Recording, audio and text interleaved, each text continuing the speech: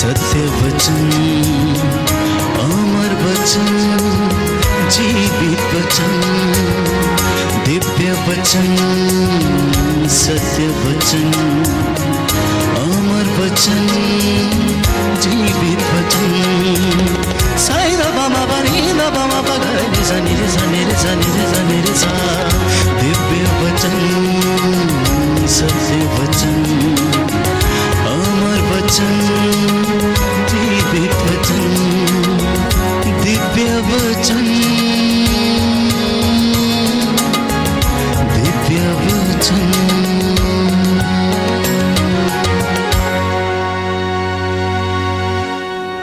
प्रियजनों, जीवन बड़ा अनमोल है, ये दोबारा नहीं मिलेगा।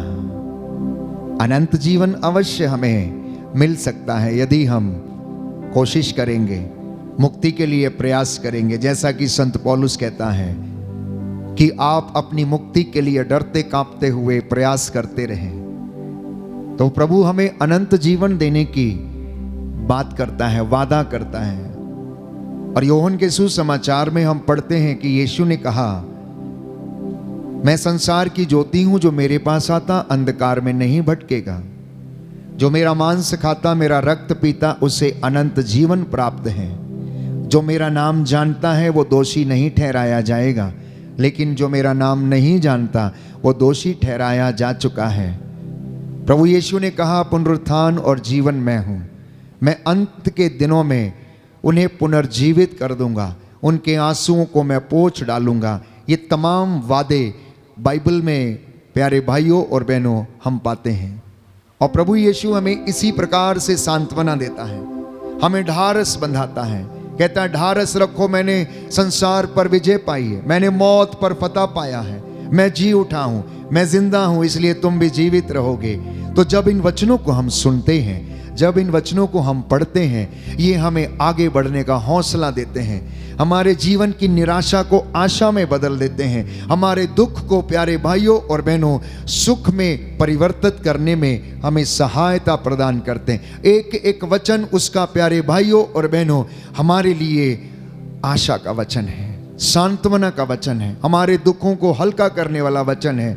इसलिए जितने घरों में दिन रात स्तुति होती है, प्रार्थना होती है, आराधना होती है, और आप इस आराधना में भाग लेते हैं, उन घरों में प्यारे भाइयों और बहनों माहौल जो है वो डिफरेंट है। उन घरों में आशीष दुगनी है, उन घरों में एक दूसरे के प्रति सहनशीलता, प्रेम जागरूक हुआ है, एक दूसरे को माफ करने वाला भाव उन लोगों में आ गया। और मुझे बहुत खुशी है जब आप अपनी गवाहियां भेजते हैं कि आराधना, स्तुति, प्रशंसा के माध्यम से, वचन की घोषणा के माध्यम से प्रभु ने हमारे परिवार को बदल दिया। जैसे हम पहले थे अब नहीं हैं। प्रभु ने हमें जिंदगी का मर्म समझाया। फादर जी, इस प्रार्थना के माध्यम से हम वचन को सुन सकते हैं, वचन को समझ सकते हैं। आपने हमें वचन को सुनना, समझना, पढ़ना सिखाया, तो मुझे बहुत खुशी होती है। इसलिए मैं प्रभु को धन्यवाद देता हूँ। ये कार्य मेरा नहीं, ये कार्य प्रभु का है। बोलने वाला मैं नहीं, बोलने वाला ईश्वर का आत्मा है, जो अपने दासों के द्वारा और मेरे द्वारा वो बोलता है। प्यारे भाइयों और बहनों, वही आत्मा आप लोगों को भी प्रेरित करता है। इसलिए उस आत्मा के द्वारा भर के प्रार्थना करना। हालेलुया, यीशु की स्तुति हो, यीशु को धन्यवाद, यीशु की आराधना हो, यीशु की महिमा हो, यीशु को धन्यवाद। हालेलुया, हालेलुया, हालेलुया। तो मैंने कहा कि ये जिंदगी बहुत अनमोल है। पृथ्वी पर ये जिंदगी हमें दोबारा नहीं मिलेगी। ये महत्वपूर्ण समय है, हमें ये समय दिया गया है। प्यारे भाइयों और बहनों, दृष्टांतों के माध्यम से प्रभु ने हमें इस जीवन के विषय में समझाया।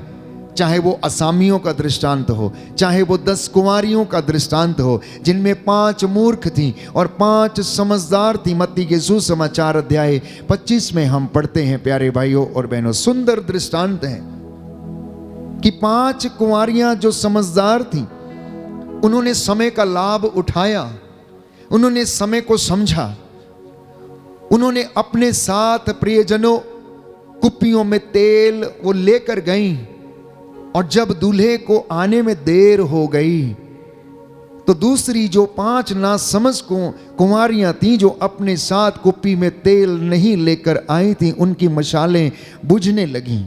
और अंत के समय में वो उन लोगों से रिक्वेस्ट करने लगीं कि अपने तेल में से थोड़ा हमें भी दे दो।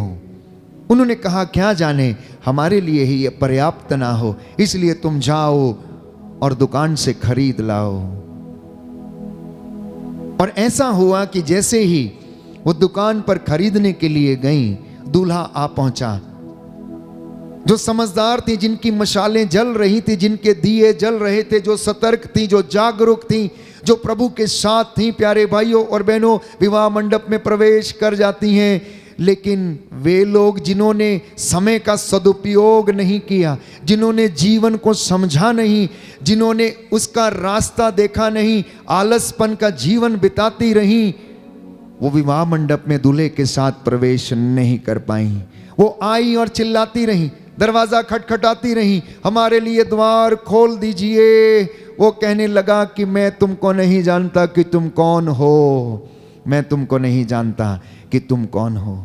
इसलिए प्रियजनों, अफेसियों के पत्र में भी संत पौलुस अध्याय 5 पद संख्या 16 में सुंदर और स्पष्ट तरीके से हमें समझाता है कि समय का पूरा पूरा लाभ उठाइए, वर्तमान समय का पूरा पूरा लाभ उठाइए, क्योंकि ये दिन बुरे हैं। आप लोग जागते रहें, आप सोते ना रहें, आप जो उन लोगों के जैसे ना बने जो मदिरा पीते हैं, जो मतवाले होकर घूमते फिरते हैं। प्यारे भाइयों और बहनों, क्या जाने समय आने पर आप अपने उस जीवन को गंवा दें और वो दोबारा ना मिले। इसलिए प्यारे भाइयों और बहनों, आज इस दुनिया में बहुत सारे लोग जो हैं जीवन के रहस्य को नहीं समझ पाए हैं, अपनी जिंदगी को नहीं समझ पाए हैं। कितनों ने तो अपनी जिंदगी को रोते रोते बिता दिया, कष्ट में बिता दिया, आंसू बहाते बहाते बिता दिया। कितने तो ऐसे हैं जिन्होंने आज तक अपने चेहरे पर हंसी नहीं देखी, मुस्कुरा कर नहीं देखा। जिंदगी भर वे लोग रोते रहते हैं किसी न किसी चीज को लेकर, किसी न किसी दुख और परेशानी को लेकर। बहुत सारे लोग हैं इस दुनिया में, पर याद रखना, बाइबल ये कहती है कि इन प्राणों का मूल्य इतना ऊंचा है कि किसी के पास पर्याप्त धन नहीं कि वो इन प्राणों को प्राप्त कर ले। प्यारे भाइयों और बहनों, स्तोत्र संख्या 49 पद संख्या 9, भजन संहिता 49 पद संख्या 9 में स्तोत्रकार कहता है कि प्राणों का मूल्य इतना ऊंचा है कि किसी के पास इसके लिए पर्याप्त धन नहीं। हालेलुया, हालेलुया, हालेलुया। यीशु की स्तुति हो, यीशु को धन्यवाद, यीशु को धन्यवाद, यीशु की आराधना हो, यीशु की आराधना, यीशु की महिमा हो, यीशु की महिमा, यीशु को धन्यवाद, यीशु को धन्यवाद। भजन संहिता 49 भजन संख्या 49 पद संख्या 9, पद संख्या 9। प्रभु का वचन कहता है, प्रभु का वचन कहता है, प्राणों का मूल्य प्राणों का मूल्य इतना ऊंचा है इतना ऊंचा कि है किसी के पास कि किसी के पास पर्याप्त धन नहीं। पर्याप्त धन नहीं। हालेलुया, हालेलुया, हालेलुया, हालेलुया, हालेलुया। हालेलुया। ये है मेरे और आपके जीवन की हकीकत। जो प्राण मेरे और आपके अंदर फूंके गए हैं, उत्पत्ति ग्रंथ अध्याय 2 पद संख्या 7 में हम पढ़ते, मनुष्य ने, ईश्वर ने मनुष्य को गढ़ा, मिट्टी का पुतला गढ़ा, उसके नथनों में प्राण वायु फूंक दी। उत्पत्ति ग्रंथ अध्याय 2 पद संख्या 7 वचन में हम पढ़ते हैं कि ईश्वर ने एक मिट्टी का पुतला गढ़ा और उसके नथनों में प्राण वायु फूंक दिया और उसमें जीवन आ गया और मनुष्य एक चलता फिरता सजीव प्राणी बन गया। इन प्राणों का मूल्य इतना ऊंचा है कि ये प्यारे भाइयों और बहनों मुझे और आपको उधार में दिए गए हैं।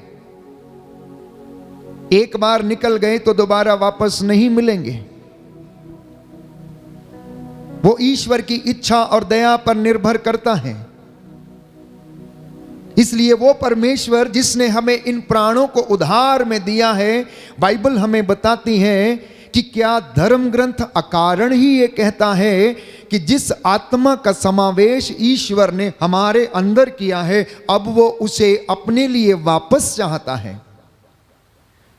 ये आत्मा को जितनी पवित्रता में उसने डाला हमारे अंदर, उतनी ही पवित्रता में अब वो उसे वापस चाहता है। इसीलिए भक्तगण, प्रभु के विश्वासी, उसके लोग प्रार्थना करते, उपवास करते, शरीर को तपाते हैं ताकि आपकी और मेरी आत्मा पवित्र हो जाए, और जब हम उसके सामने खड़े हों तो उसके राज्य में प्रवेश करने के लायक ठहरे।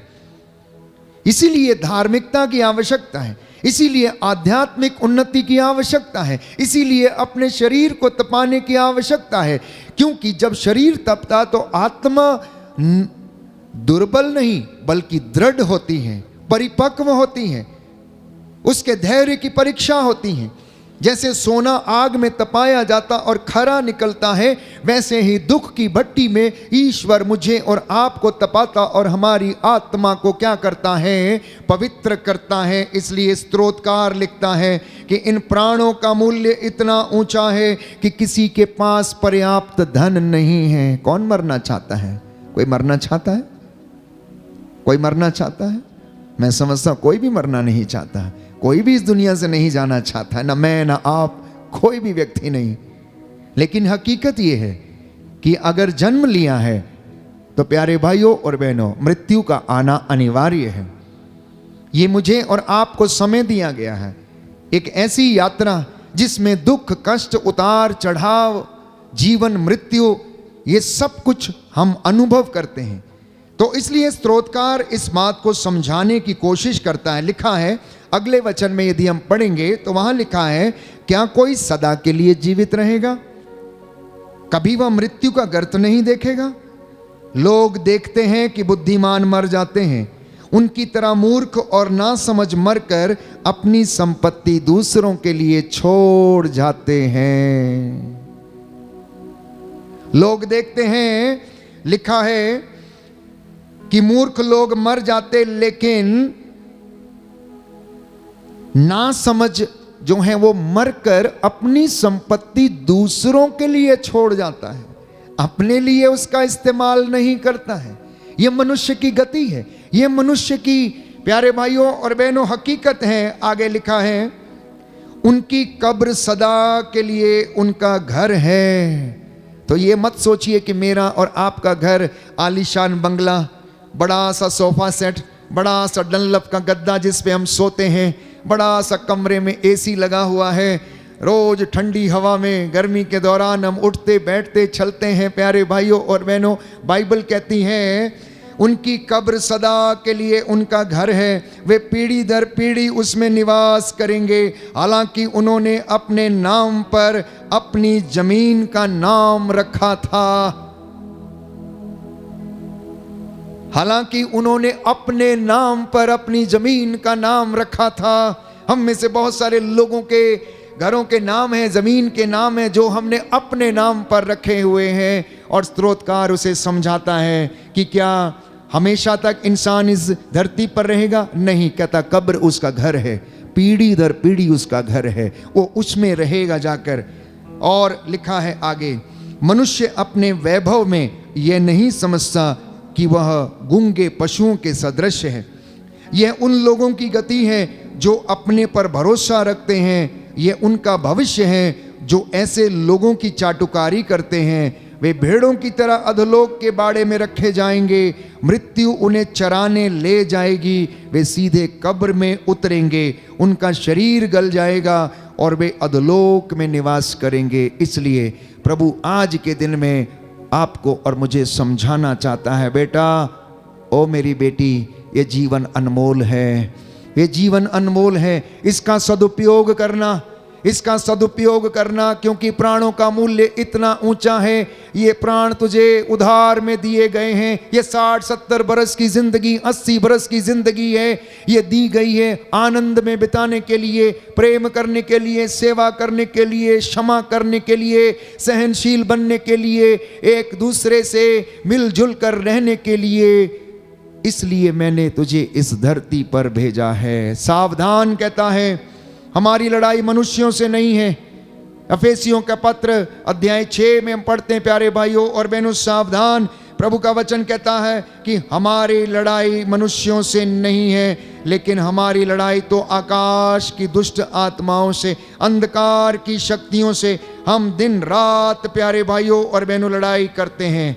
वचन पढ़ूंगा, लिखा है अफेसियों का पत्र अध्याय 6 पद संख्या 10 और उससे आगे, आप लोग प्रभु से और उसके अपार सामर्थ्य से बल ग्रहण करें।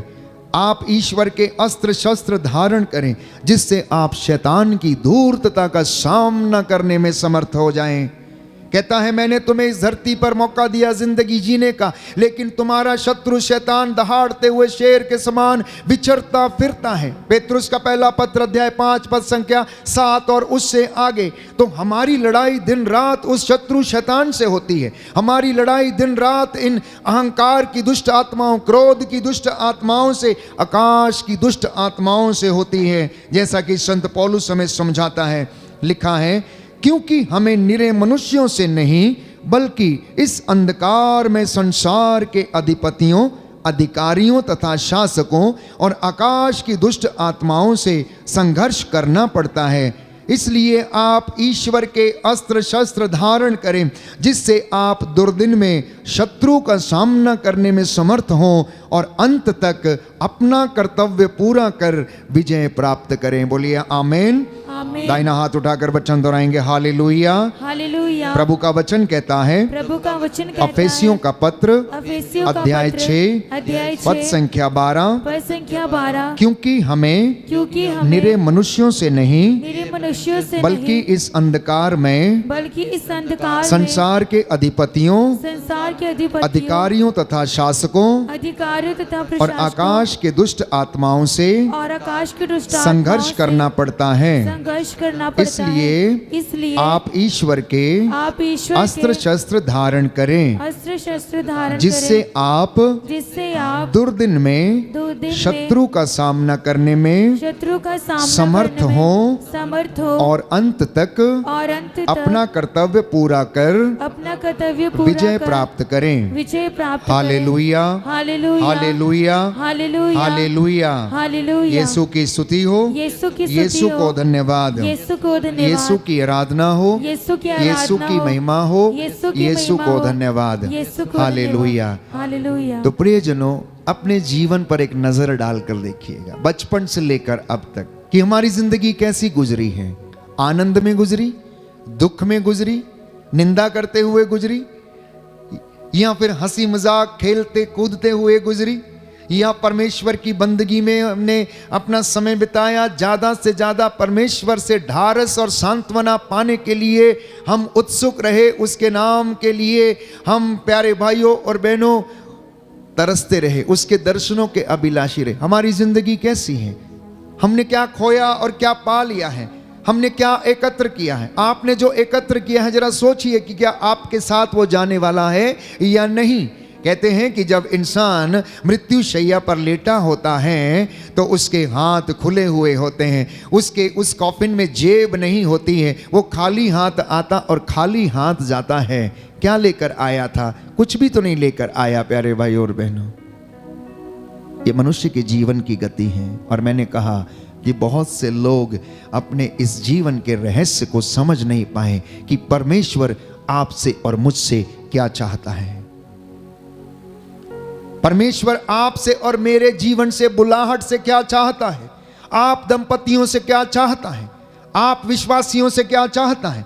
आप याजकों से, पुरोहितों से, धर्म बहनों से प्रभु क्या चाहता है? हम में से बहुत सारे लोग इन बातों पर मनन चिंतन करने में असमर्थ रहे हैं, और यही कारण है कि हमारी जिंदगी में कष्ट है, चिंता है, परेशानी है। हम उन बातों को करने की कोशिश करते हैं जो ईश्वर की नहीं है, हमारी अपनी है।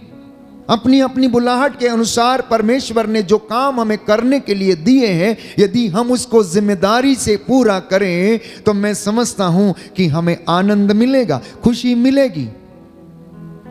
परिवार में दंपति यदि अपने परिवार को अच्छा बनाने के लिए प्रयासरत रहें, आध्यात्मिक जीवन में बढ़ने के लिए कार्य करते रहें, तो दुख अवश्य आएगा, लेकिन उस दुख में भी उनकी जिंदगी में खुशी रहेगी। और प्रभु आज हमें समझाना चाहता है कि ये जीवन अनमोल है, ये बड़ा अनमोल है, ये बड़ा महत्वपूर्ण है। इसलिए समय को गंवाना नहीं। एक एक पल जो बीत जाता दोबारा हाथ में नहीं आता है।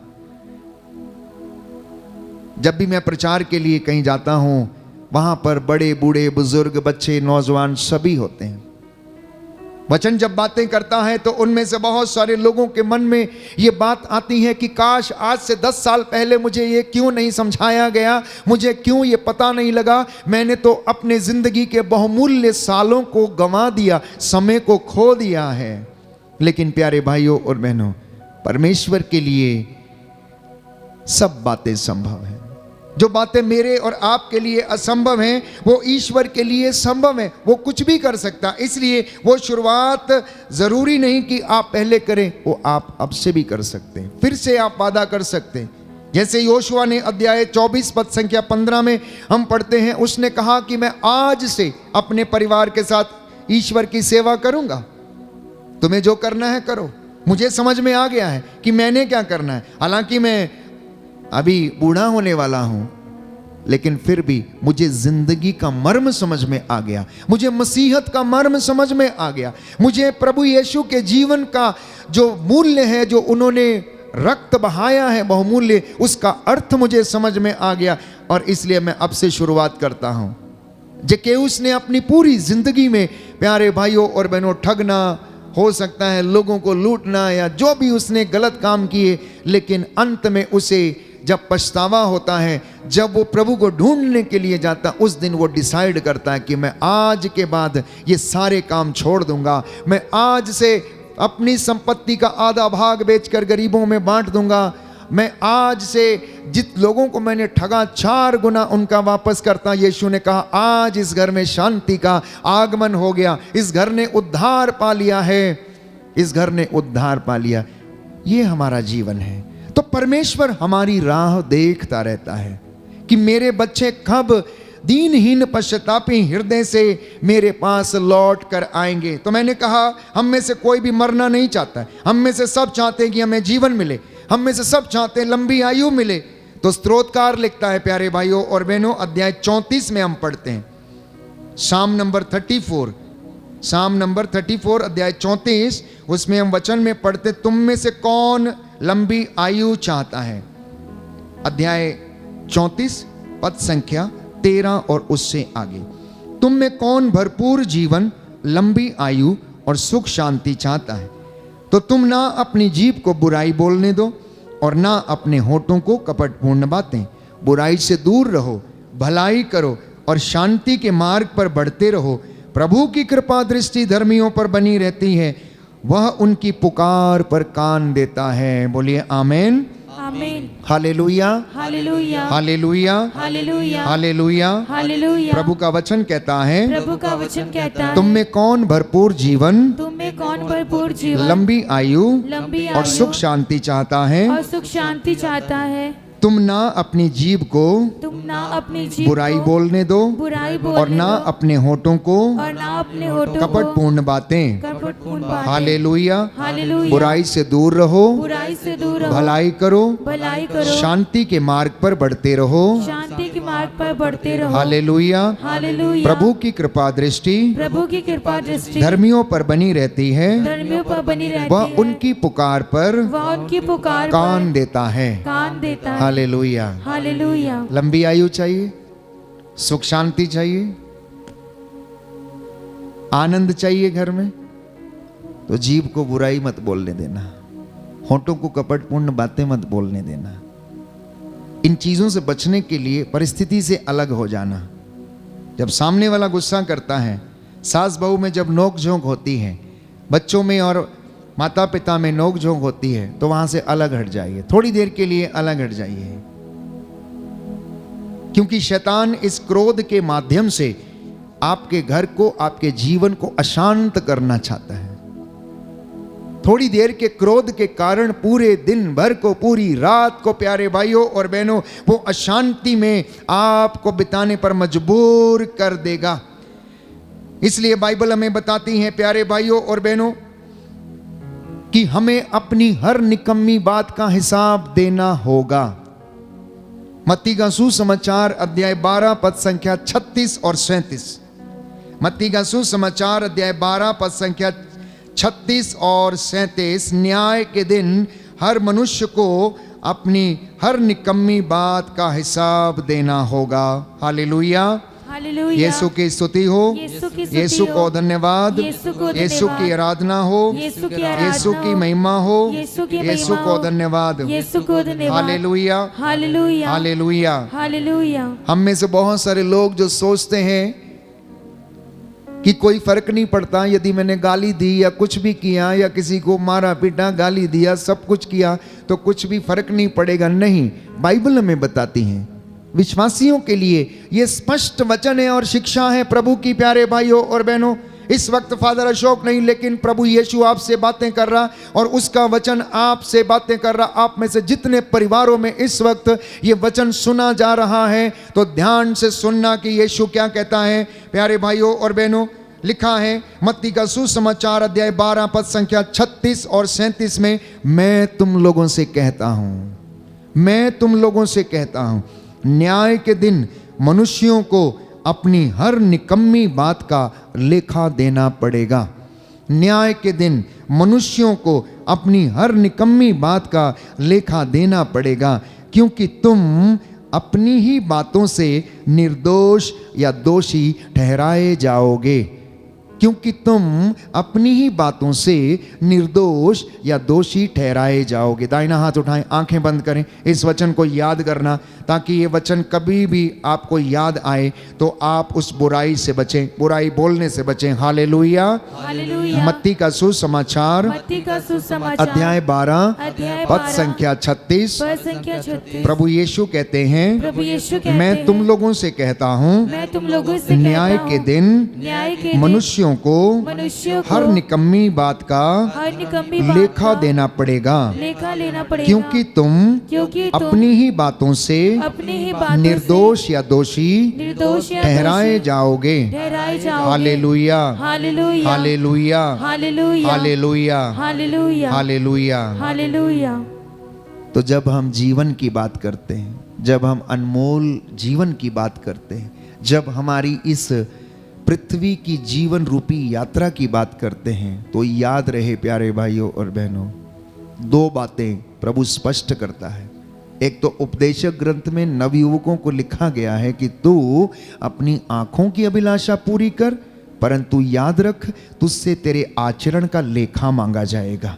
और दूसरा वचन मत्ती के सुसमाचार अध्याय 12 पद संख्या 36 में हमने सुना कि यीशु ने कहा, न्याय के दिन हर एक मनुष्य को अपनी हर निकम्मी बात का लेखा देना पड़ेगा। हर वो निकम्मी बात जो हमारे मुख से निकली हुई है उसका हमें लेखा देना पड़ेगा। और यीशु ने कहा कि तुझे तेरी ही बातों से दोषी और निर्दोष ठहराया जाएगा।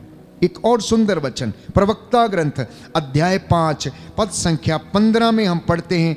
इसी वचन की सार्थकता को सिद्ध करने के लिए हम इस वचन को पढ़ेंगे। अध्याय 15, book of Sirach chapter 5 verse 15। प्रवक्ता ग्रंथ अध्याय 5 पद संख्या 15 और उससे आगे। सुंदर वचन है प्यारे भाइयों और बहनों, इस वचन को हम पढ़ेंगे और याद करेंगे। लिखा है, उसने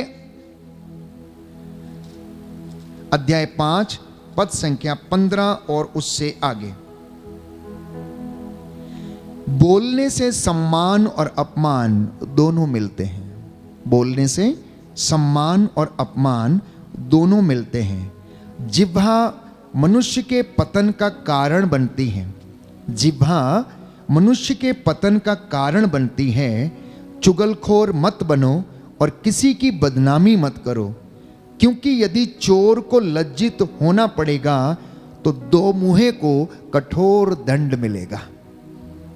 यदि चोर को लज्जित होना पड़ेगा तो जो दो मुँहा होता है, दो मुँहा मतलब दो बात करता है, पीठ के पीछे कुछ और सामने कुछ और, बाइबल कहती है, प्रवक्ता लिखता है कि उसे दंड अवश्य दिया जाएगा। इसलिए तुम चुगलखोर मत करो और किसी की बदनामी मत करना। हम जब अपनी जिंदगी को इस धरती के ऊपर जीते हैं तो आनंद पाने का एकमात्र उपाय बाइबल हमें समझाती है कि हम अपने होठों को कपटपूर्ण बातें ना बोलने दें, जीभ को बुरी बातें ना बोलने दें, चुगली ना करने दें, निंदा ना करने दें, क्योंकि हमारी बातों का, निकम्मी बातों का हिसाब मुझसे और आपसे मांगा जाएगा। इसलिए प्रभु हमें समझाता है, तुम चाहते हो लंबी आयु, तुम चाहते हो आनंद, तुम चाहते हो शांति, तुम चाहते हो चैन की जिंदगी बिताना, तो मुझसे सीखो। मैं स्वभाव से नम्र और विनीत हूं। यीशु ने गाली के बदले में गाली नहीं दी। वो चाहता तो ऐसा कर सकता था। उसने थप्पड़ के बदले थप्पड़ नहीं मारा, चाहता तो ऐसा कर सकता था। जब उसे कोड़े बरसाए जा रहे थे, जब उसे लात घूंसे मारे जा रहे थे, जल्लाद उसे कलवरी के रास्ते पर घसीट रहे थे, यदि वो पिता से कहता कि मेरे लिए स्वर्गदूतों की सेना भेज दो और मुझे बचाओ, तो क्या पिता नहीं बचाता? अवश्य बचाता, अवश्य बचाता। लेकिन उसने मेरे और आपके लिए दुख सहा, और ये दुख उसका एक रहस्य बन गया जो मेरी और आपकी जिंदगी में एकमात्र आदर्श है कि जैसे मैंने दुख सहन कर लिया, तुम भी इसको सहन कर लो, क्योंकि दुख में ही महिमा छाई हुई है।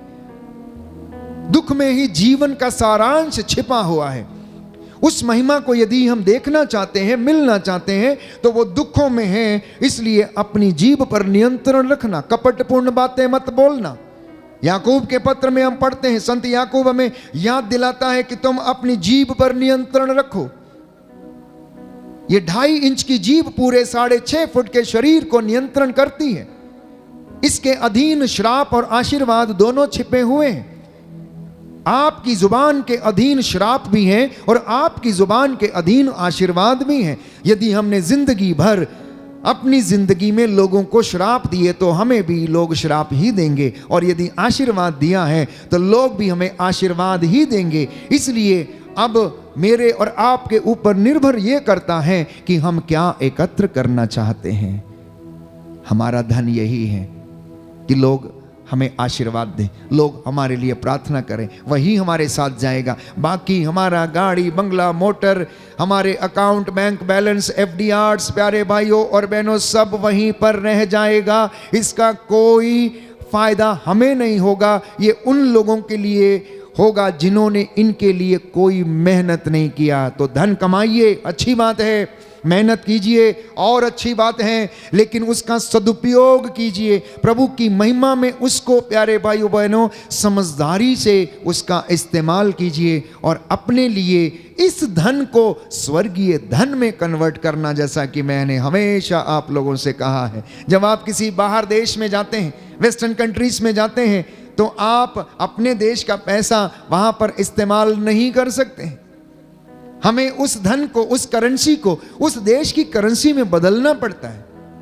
मान लीजिए कि अमेरिका जाना है तो हमें उसे, हमारे भारतीय रुपए को हमें डॉलर में कन्वर्ट करना होगा। या फिर यूरोप घूमने जाते हैं तो हमें यूरोस में उसे कन्वर्ट करना पड़ेगा, या जिस देश में जाते हैं उस देश की करेंसी में हमें उसे कन्वर्ट करना पड़ेगा। तो मैं और आप जो यात्री कलीसिया है, विश्वासी लोग हैं, हम स्वर्ग की यात्रा कर रहे हैं। हम ढोल बजाते हुए जा रहे हैं, हम आध्यात्मिकता के गीत गाते हुए जा रहे हैं। तो अपने साथ, प्यारे भाइयों और बहनों, वहाँ हम इन भौतिक चीज़ों को लेकर नहीं जा सकते। इनको स्वर्गीय वस्तुओं में कन्वर्ट करना, और वो स्वर्गीय वस्तुएं हैं प्रज्ञा, ज्ञान, सेवा, क्षमा, सहनशीलता, प्यारे भाइयों और बहनों, धार्मिक उन्नति, आत्मिक उन्नति, परमेश्वर का भय। ये सारे गुण जो आध्यात्मिक जिंदगी में हमें आशीष प्रदान करते हैं, ये उसमें आप अपनी सारी धन संपत्ति को कन्वर्ट कर लीजिए। Hallelujah, hallelujah. दाहिना हाथ उठाकर बोलेंगे हालेलुया, हालेलुया। यीशु की स्तुति हो, यीशु को धन्यवाद, यीशु की आराधना हो, यीशु की महिमा हो, यीशु को धन्यवाद। हालेलुया, हालेलुया, हालेलुया, हालेलुया, हालेलुया। तो इस जिंदगी में शांति प्राप्त करने के लिए जो मूल मंत्र हैं वो है, प्यारे भाइयों और बहनों, तू अपने परमेश्वर की आराधना कर, उसको छोड़ के किसी दूसरे की आराधना मत कर, चोरी मत कर, झूठी गवाही मत दे, अपने ईश्वर की आज्ञा का पालन कर, व्यभिचार मत कर, पराये धन का लालच न कर, अपनी जुबान पर तू कंट्रोल रख, नियंत्रण रख। याद रख कि तुझे अपनी हर निकम्मी बात का हिसाब देना पड़ेगा, लेखा देना पड़ेगा, आचरण का लेखा देना पड़ेगा। तो हमारे पास अभी भी समय है, हमारे पास अभी भी समय है। यदि प्रभु यीशु के क्रूस पर लटकते समय उसके एक ओर जो डाकू लटक रहा था, अंतिम समय में सिर्फ उसने इतना कहा कि प्रभु मुझे याद कीजिएगा जब आप अपने स्वर्ग राज्य में होंगे। तो यीशु ने वादा किया, तू आज ही मेरे साथ स्वर्ग में होगा। The best confession ever done, एक सबसे अच्छा पश्चाताप और पाप स्वीकार जो कभी किया गया हो, तो वो कलवरी के ऊपर क्रूस पर लटकते समय उस डाकू ने किया, क्योंकि उसको मालूम था कि उसकी मौत होने वाली है। उसकी जगह तो बंदीगृह में थी, उसकी जगह तो कारागृह में थी, उसको बाहर आकर जीने का अधिकार नहीं था। वो अपनी जिंदगी को पहचान गया था, उसने अपनी जिंदगी को पहचाना कि मेरी जिंदगी क्या है और मैंने इसे क्या बना के रखा हुआ। इसलिए अंतिम क्षणों में उसने, प्यारे भाइयों और बहनों, माफी के लिए गुहार लगाई और परमेश्वर ने उसे क्षमा किया, यीशु ने उसे क्षमा किया। कुछ वचन में आपके साथ साझा करके प्रभु से आशीष की याचना करूंगा। लिखा है सूक्ति ग्रंथ अध्याय 13 पद संख्या 3, जो अपनी जीभ पर नियंत्रण रखता है वह सुरक्षित है। जो अपनी जीभ पर नियंत्रण रखता है वह सुरक्षित है, किंतु जो व्यर्थ की बातें करता है वह नष्ट हो जाता है। किंतु जो व्यर्थ की बातें करता है वो नष्ट हो जाता है। और अशांति का एक कारण है जीभ पर नियंत्रण नहीं रख पाना। अशांति का जिंदगी में एक कारण है कि जिंदगी में अपनी जीभ पर नियंत्रण नहीं रख पाना। दूसरा वचन सूक्ति ग्रंथ book of proverbs chapter 18 verse 21, जीवन और मृत्यु दोनों तुम्हारी जीभ के अधीन है। जीवन और मृत्यु दोनों तुम्हारी जीभ के अधीन है। उसका सदुपयोग करो और तुम्हें फल प्राप्त होगा। उसका सदुपयोग करो और तुम्हें फल प्राप्त होगा। याकूब के पत्र में अध्याय 3 पद संख्या 1 और उससे आगे सुंदर वचन है। संत पौलुस याकूब को समझाता और लिखता है कि ये छोटी सी जीभ जो हमारे पूरे शरीर को नियंत्रण में रखती है, आप इस पर नियंत्रण रखें, आप इस पर नियंत्रण रखें। और प्रवक्ता लिखता है अध्याय 28 पद संख्या 14 और उससे आगे, book of Sirach chapter 28 verse 14, चिंगारी पर फूंक मार दो और उसे भड़कने मत दो। चिंगारी पर फूंक मार दो। सुंदर वचन है। जब मैं इस वचन को पढ़ रहा था तो ये बहुत सी शिक्षा दे रहा था। प्यारे भाई और बहनों, इस वचन को हम पढ़ेंगे। Book of Sirach chapter 18 verse 21, chapter 28 verse 14, chapter 28 verse 14, चिंगारी पर फूंक मारो और वह भड़केगी, उस पर थूक दो और वह बुझेगी, दोनों तुम्हारे मुंह से निकलते हैं। सुन लीजिए ध्यान से आप लोग जो प्रभु का वचन सुन रहे हैं। कहता चिंगारी के ऊपर फूंक मारो तो वह भड़कती है, उसके ऊपर थूक दो तो वह बुझ जाती है। यानी कि आशीर्वाद भी आपकी जुबान के अधीन है और श्राप भी आपकी जुबान के अधीन है। और प्रभु नहीं चाहता कि हम, प्यारे भाइयों और बहनों, बर्बाद हो जाएं, हम नष्ट हो जाएं, हम पवित्रता में जीवन जिए। इसलिए स्तोत्रकार ने कहा अध्याय 141 साम नंबर 141 वर्स 3, कौन मेरे मुख पर पहरा बैठाएगा जिससे कि मैं बुराई की बातें ना बोलूं, कपटपूर्ण बातें ना बोलूं। प्रार्थना करें। हम दुर्बल मानव हर दिन मेरे और आपके लिए पवित्रता में और आत्मिक जीवन में बढ़ने का ये हमारा प्रयास है प्यारे भाई और बहनों। और इसी प्रयास में प्रभु हमें सफल बनाए, आत्मा हमारी अगुवाई करे। जितने भी वचन हमने सुने हैं उनके द्वारा हमारी जिंदगी में आशीष आए, शांति आए।